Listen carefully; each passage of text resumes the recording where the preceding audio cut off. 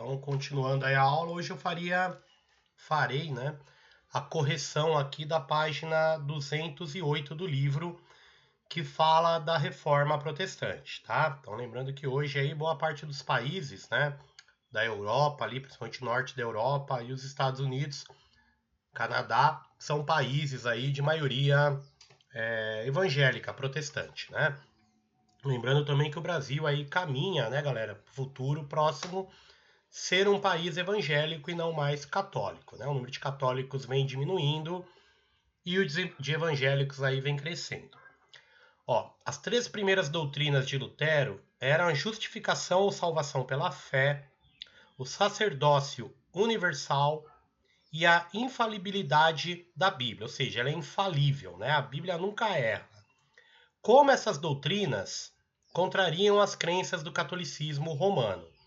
Então, galera, ó, primeiro já pela salvação, né? Pela fé, ó. Então, por Lutero, para você chegar no paraíso, no céu, coisa e tal, você tem que ter fé em Deus e no seu Filho Jesus. Para a Igreja Católica, galera, o que importa são as obras, né? Então, essa é a primeira diferença, ó. Luterano é pela fé, católicos pela obra.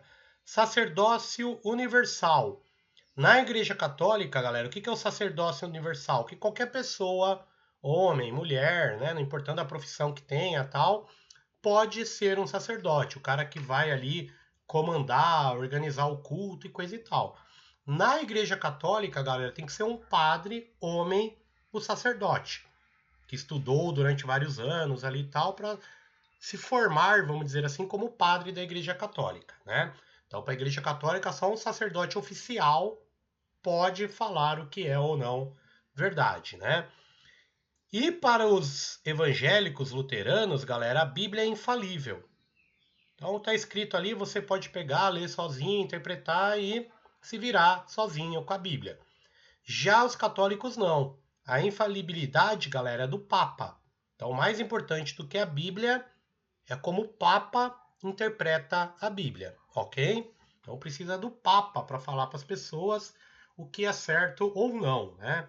Já para os protestantes, a Bíblia é o mais importante. Tanto que na época, galera, os protestantes foram os primeiros, né, a publicar a Bíblia ali na língua vernácula, né, na língua falada no país. Qual grupo social deu suporte político à reforma luterana? A burguesia, galera. A nobreza também, em menor grau, né, vai apoiar ali na Alemanha a reforma, mas a burguesia, galera, vai amar a fé protestante. No catolicismo tinha aquela visão, né, de pobreza, de não ostentar e coisa e tal. A religião evangélica é o contrário, né? Se o cara tem muito, se ele acumulou tal, é porque, né, ele teve fé, Deus agraciou ele, coisa do tipo. Tem até um livro, galera, do Max Weber, que é um sociólogo, né, um filósofo e tal, ele Ética Protestante e Capitalismo, né? Ele fala isso, onde é país católico, que tem aquela visão de pobreza, humildade e tal, são países mais pobres da região, por exemplo, Portugal, Espanha, na Europa, né? E onde é protestante, Alemanha, Estados Unidos, tal, seria mais capitalista por causa dessa visão aí em relação à religião, dinheiro, tá? Então, Max Weber tenta explicar por que tem país rico, tem país pobre através da religião, né? Por que a doutrina defendida por Thomas Müntzer ficou conhecida como anabatismo? O Thomas Müntzer, galera, ele pregou uma nova religião também no momento. Na verdade, vão surgir várias outras religiões. Hoje a gente tem mais de 1000, né? Bola de neve, pentecostal, neopentecostal, adventista do sétimo dia. Meu, a gente tem milhares, né? Toda religião anabatista, galera, ó, quer dizer não tem, tipo anarquia, sem poder, né? Ana, sem batismo. Então, o anabatismo, galera, qual que é a ideia? A pessoa ser batizada adulta. Então a ideia é assim, mano, o cara já é um homem, uma mulher, já é livre para decidir o que é certo e errado para a vida, e se ele quiser, ele vai ser batizado, né? Ah, e por que vai contra a Igreja Católica isso? Porque na Igreja Católica nasceu, a família tem que batizar na Igreja Católica. Então a criança não tem escolha, né? Eu mesmo nasci e fui batizado. Então, no anabatismo, galera, a ideia é que um adulto só que pode ser batizado, né? Aceitar aquela religião. Relaciona a reforma luterana com os conflitos sociais no mundo germânico no século XVI. Então, galera, era um período que existiam vários reinos ali na Alemanha, né?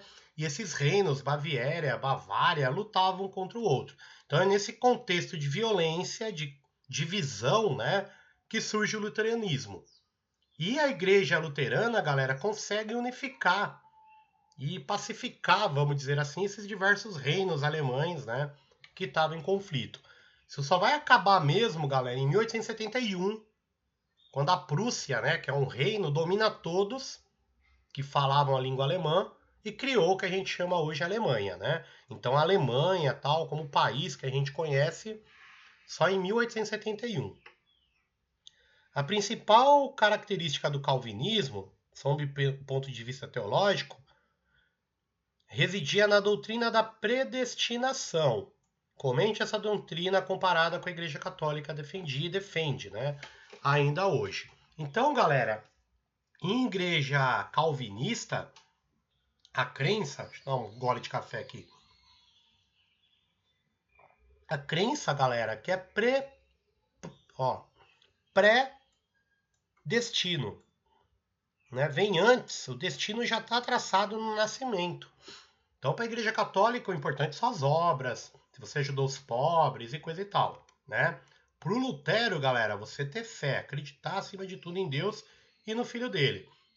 Já para as igrejas calvinistas, não tem nada que você possa fazer, né? Já foi traçado o seu destino no nascimento, né? Se você foi ou não escolhido por Deus para ter sucesso ou fracasso na vida, né? Uma visão bem importante aí a escolha de Deus, né?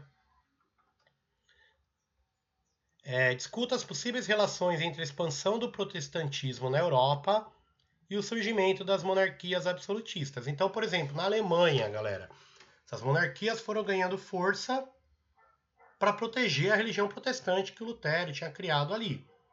E no mundo católico, galera, também, né? Então, por exemplo, na França, Portugal, Espanha, esses reis ganham muito poder, dão muito poder para eles, para quê? Para combater os hereges, que são os protestantes. Então, nos dois lados, né? O país que é protestante, tipo a Inglaterra, o Henrique VIII lá, que criou a própria igreja protestante, quanto no país que combatia os protestantes, essa briga fortaleceu muito a centralização política, né? Então, deu muito poder aí às monarquias do período, que é o auge do absolutismo, né? 7. Indica o fato histórico, galera, que marca o início oficial da reação católica ao protestantismo, né? É esse concílio aqui, galera. Concílio de Trento. Concílio é uma reunião da cúpula da Igreja Católica. E aí eles se reuniram nesse período aqui de quase 20 anos, né, galera? E decidiram um monte de coisas que nós chamamos hoje, essas decisões aí, contra reforma, né? Então o que eles decidiram fazer? Primeiro, vamos criar a ordem ao Concílio de Trento aqui, ó. Vamos criar o Tribunal da Inquisição, vamos julgar e queimar quem está indo para outra religião. A gente também vai fazer outros lugares do mundo serem católicos. Como? Criaram a ordem dos jesuítas. Então, o Padre Anchieta, Manuel da Nóbrega, ó, veio para o Brasil para quê? Catequizar os índios, né? E aumentar o rebanho católico. O mesmo foi feito na África, na Ásia, coisa e tal, né? Criaram, galera, um livro, uma lista, um índex de livros proibidos, tá? Então, uma par de livros aí, entre eles, né? Do Copérnico, que falava de astronomia, do Lutero, né? Eram queimados em praça pública, né? Então, foi isso que a gente chama de queimavam livros e queimavam ideias e queimavam pessoas que eram protestantes, literalmente, né?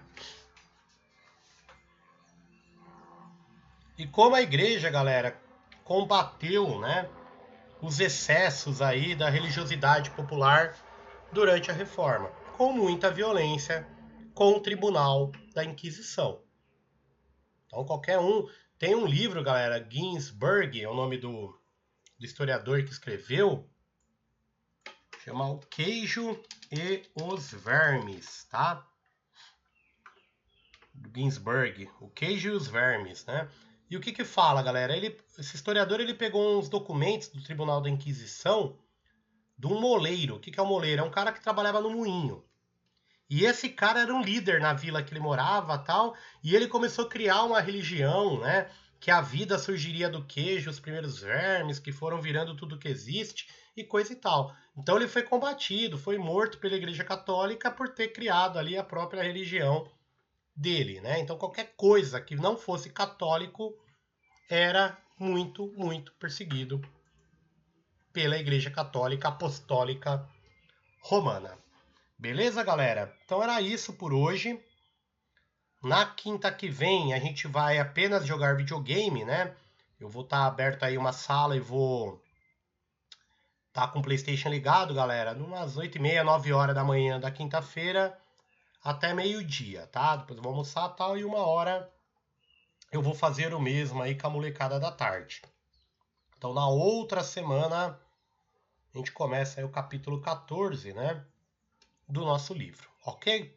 Então até a próxima. Bom final de semana e até quinta-feira aí no videogame, hein?